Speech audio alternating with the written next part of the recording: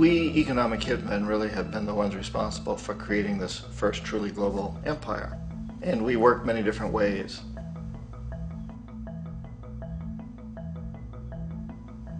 But perhaps the most common is that we will identify a country that has resources our corporations covet, like oil, and then arrange a huge loan to that country from the World Bank or one of its sister organizations.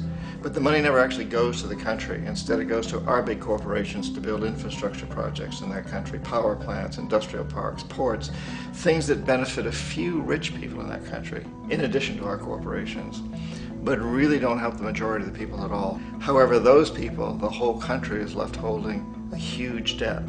It's such a big debt they can't repay it, and that's part of the plan, that they can't repay it. And so at some point, we economic hitmen go back to them and say, listen, you owe us a lot of money, can't pay your debts, so sell your oil real cheap to our oil companies. Allow us to build a military base in your country, or send troops in support of ours to someplace in the world like Iraq, or vote with us on the next UN vote. To have their electric utility company privatized and their water and sewage system privatized and sold to U.S. corporations or other multinational corporations. So there was that whole mushrooming thing, and it's so typical of the way the IMF and the World Bank work, that you put a country in debt, it's such a big debt it can't pay it, and then you offer to refinance that debt and pay even more interest.